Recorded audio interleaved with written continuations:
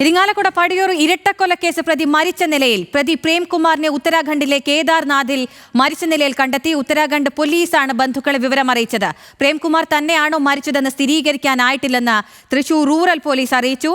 അന്തിമ സ്ഥിരീകരണം അന്വേഷണ സംഘം സ്ഥലത്തെത്തിയ ശേഷം എന്നും പോലീസ്. വിവരങ്ങളുമായി ലെവിൻ കെ വിജയൻ ചേരുന്നുണ്ട്. ലെവിൻ, ഈ കേസിന് ആസ്പദമായ സംഭവം എങ്ങനെയാണ്? പോലീസ് അങ്ങോട്ട് തിരിച്ചിട്ടുണ്ടോ? എന്തൊക്കെ വിവരങ്ങളാണ് ലഭിക്കുന്നത്? അഖില, ഈ മെയ് മാസം 4-ാം തീയതിയാണ് ഇരിങ്ങാലക്കുട പടിയൂരിൽ വാടകയ്ക്ക് താമസിച്ചിരുന്ന രേഖയെയും അമ്മ മണിയെയും മരിച്ച നിലയിൽ കണ്ടെത്തുന്നത്. 2 ദിവസം മുൻപ് മരണം നടന്ന മൃതദേഹങ്ങൾ അഴുകിയ നിലയിലായിരുന്നു കണ്ടെത്തിയത്. പരിസരവാസികൾ വിവരമറിയിച്ചതിനെ തുടർന്ന് രേഖയുടെയും ബന്ധുക്കൾ വന്ന് വീട് തുറന്ന് പരിശോധിച്ചപ്പോഴാണ് ഇവർ കിടപ്പുമുറിയിലും ഹാളിലുമായി മരിച്ച നിലയിൽ കാണുന്നത്. ഈ സംഭവത്തെ തുടർന്ന് രേഖയുടെ 2ാം ഭർത്താവായ പ്രേംകുമാറിനെ ദിവസങ്ങളായി കാണാതാവുകയും ചെയ്തു. തുടർന്ന് പോലീസ് നടത്തിയ പരിശോധനകളിലും തെളിവെടുപ്പിലും പ്രതി പ്രേംകുമാർ തന്നെയാണെന്നുള്ള സൂചനകൾ ലഭിക്കുന്നത്. മൃതദേഹങ്ങൾ പോസ്റ്റ്മോർട്ടം നടത്തിയപ്പോൾ കഴുത്ത് ഞെരിച്ചാണ് കൊലപാതകം നടന്നിട്ടുള്ളത് എന്നുള്ളതാണ് പോസ്റ്റ്മോർട്ടം റിപ്പോർട്ടിൽ നിന്ന് ലഭിച്ചത്. മൃതദേഹത്തിന് അരികിലായി ഒരു കത്തും മറ്റ് ഫോറൻസിക് തെളിവുകളും ലഭിച്ചു. ഇതോടെ പ്രതി പ്രേംകുമാർ തന്നെയാണെന്ന് പോലീസ് ഉറപ്പിക്കുകയായിരുന്നു. ഇയാൾ ഈ കൊലപാതകം നടത്തി മെയ് 4-ന് മുൻപ് തന്നെ രക്ഷപ്പെട്ടിട്ടുണ്ട്. ഷൊർണൂർ റെയിൽവേ സ്റ്റേഷനിൽ നടക്കം പ്രതിയുടെ CCTV ദൃശ്യങ്ങൾ ലഭിച്ചു.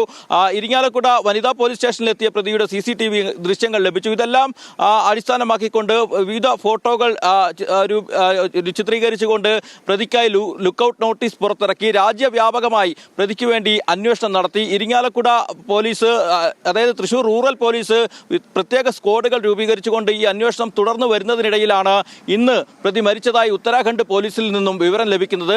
കോട്ടയം ഇത്തിത്താനം സ്വദേശിയായ പ്രതിയുടെ ബന്ധുക്കളെ തന്നെയാണ് ഉത്തരാഖണ്ഡ് പോലീസ് ആധാർ രേഖകൾ അടിസ്ഥാനമാക്കി ഇയാൾ തന്നെയാണ് മരിച്ചതെന്ന് ഉറപ്പാക്കി ബന്ധുക്കളെ അറിയിച്ചിട്ടുള്ളത്. പക്ഷേ തൃശൂർ റൂറൽ പോലീസ്, ഈ കേസിൽ അന്വേഷണം നടത്തുന്ന റൂറൽ പോലീസ്, ജില്ലാ പോലീസ് മേധാവി അടക്കമുള്ള ആളുകളുമായി നമ്മൾ സംസാരിക്കുമ്പോൾ ഈ മരിച്ചത് ഇയാൾ തന്നെയാണോ എന്നുള്ള കാര്യം ഉറപ്പിക്കാനായിട്ടില്ല എന്നുള്ളതാണ് പറയുന്നത്. നിലവിൽ അന്വേഷണത്തിന്റെ ഭാഗമായി ഡെറാഡൂണിലും ഡൽഹിയിലും 2 സംഘങ്ങൾ നിലവിൽ പ്രതിക്ക് വേണ്ടിയുള്ള അന്വേഷണം നടത്തുകയാണ്. ഡൽഹിയിലുള്ള സംഘം ഇന്ന് ഉത്തരാഖണ്ഡിൽ കേദാർനാഥിലെത്തി പരിശോധനകൾ നടത്തിയതിനു ശേഷം മാത്രമേ മരിച്ചത് പ്രേംകുമാർ തന്നെയാണോ എന്ന് ഉറപ്പിക്കാനാവുകയുള്ളൂ എന്നുള്ളതാണ് പോലീസ് പറയുന്നത്. അതിന് 2 സാഹചര്യങ്ങളുണ്ട്. 2019-ൽ ആദ്യ ഭാര്യയെ കൊലപ്പെടുത്തിയ പ്രതി സമാനമായ രീതിയിൽ താൻ മരണപ്പെട്ടതായി കാണിച്ചുകൊണ്ട് രക്ഷപ്പെടാനുള്ള ശ്രമങ്ങൾ നടത്തിയിരുന്നു. അതോടൊപ്പം തന്നെ ഇയാൾ അന്ന് രക്ഷപ്പെട്ടതിന് ശേഷം 6 മാസങ്ങൾക്കകമാണ് പോലീസിന് പിടികൂടാനായത്. അത്തരമൊരു സംഭവം വീണ്ടും ആവർത്തിക്കാൻ ഇടയുണ്ടോ എന്നുള്ളൊരു സംശയം അന്വേഷണ സംഘത്തിനുണ്ട്. അതുകൊണ്ട് തന്നെ ഇയാൾ മരണപ്പെട്ടതായി വരുത്തി തീർക്കാനുള്ള ശ്രമം നടത്തുന്നു എന്നുള്ളൊരു സംശയത്തിന്റെ കൂടി അടിസ്ഥാനത്തിലാണ് പോലീസ് ഉത്തരാഖണ്ഡിലെത്താനും